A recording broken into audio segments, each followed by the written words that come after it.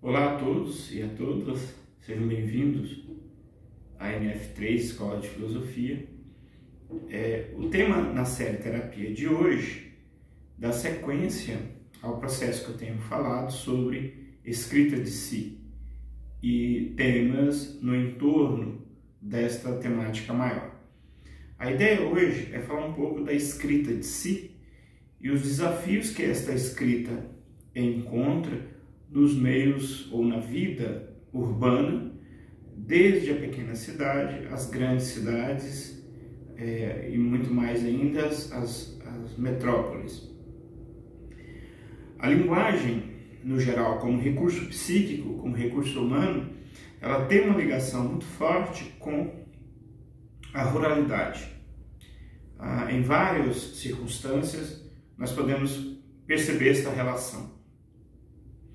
A própria ideia de cultura, essa palavra que faz uma triangulação entre a ideia habitual que nós temos de cultivar a terra, portanto, produzir a nossa existência de um ponto de vista material, é a mesma palavra que também se aplica à ideia de cultura, como nós conhecemos hoje, e, portanto, estaria aí as literaturas, sobretudo as literaturas que a gente chama de clássica, mas não só essa, todas as outras, e a ideia de cultos, que é a ideia do sagrado, aquele momento específico do sagrado.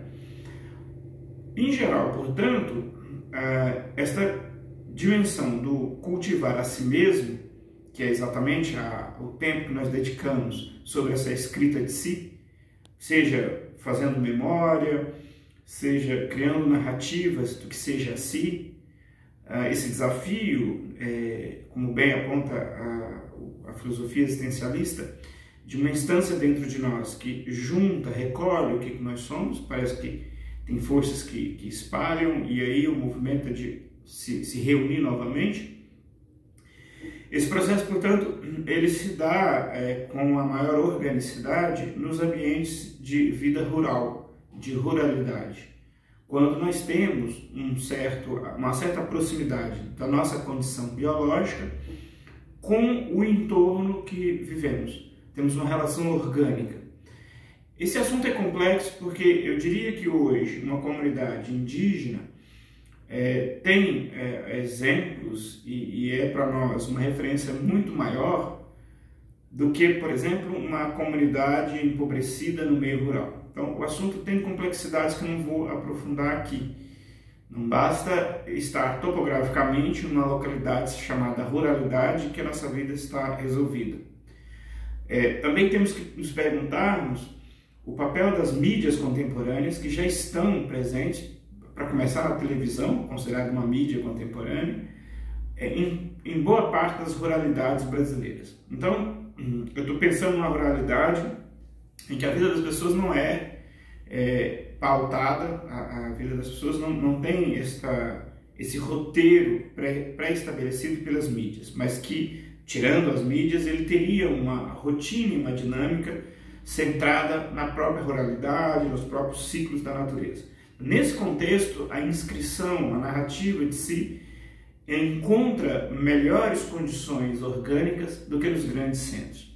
Os grandes centros urbanos, como São Paulo, a grande São Paulo, tem muitas coisas positivas. Essa proximidade de pessoas gera uma infinidade de recursos que são positivas, não podemos ter um olhar pessimista.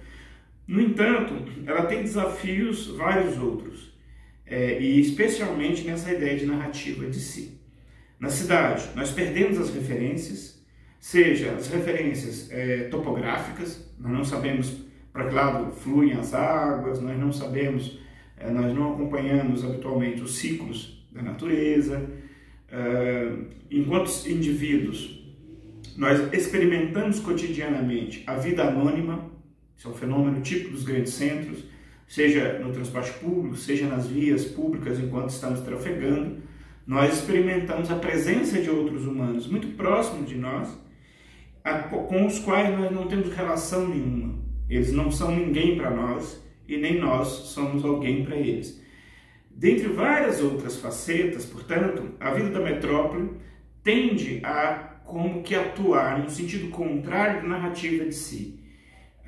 Essa narrativa de si, numa localidade, numa ruralidade, também não é só os milagres, mas ela tende a criar a ideia de inscrição de modo maior.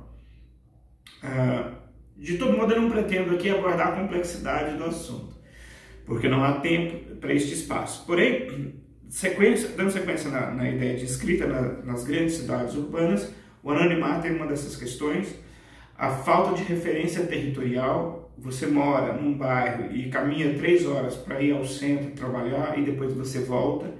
Então, você vive no não lugar, com muita frequência na grande cidade. E isso dificulta sobremaneira a construção do sentido para a vida. Esse sentido é deslocado para a posse de consumo das mercadorias, e aí nós temos um modelo que não é sustentável. Recentemente, um pensador brasileiro, filósofo, Ailton Krenak, que também faz parte de uma comunidade, enquanto condição existencial, de uma comunidade indígena dos índios Krenaks, dizia algo que eu acho extremamente relevante.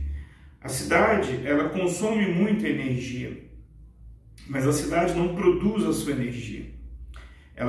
Tudo que ela consome, ela não produz dentro dela mesma. Então, a grande São Paulo aqui no Brasil tem aproximadamente 22 milhões de habitantes. São Paulo, portanto, consome energia de distâncias a mais de 2.000 quilômetros. São produzidos bens como alimentos que são transportados até São Paulo para poder alimentar esta grande cidade. Enfim, só para exemplificar mais uma faceta da dificuldade das grandes cidades, de se enxergar enquanto pessoa, de se enxergar enquanto indivíduo, articulado com uma comunidade.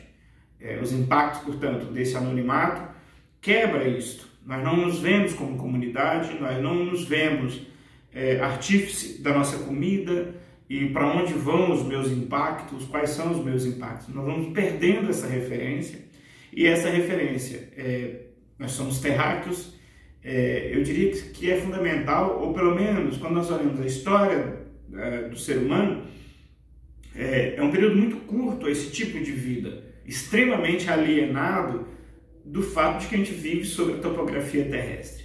E aí nós não olhamos nem mais o sol, nós não prestamos atenção nas luas, não sabemos o ciclo das águas, de onde vem a comida que eu consumo, para onde vai o lixo. Enfim, sobre narrativas de si é mais um tópico, e até um próximo vídeo sobre esse tema. Muito obrigado.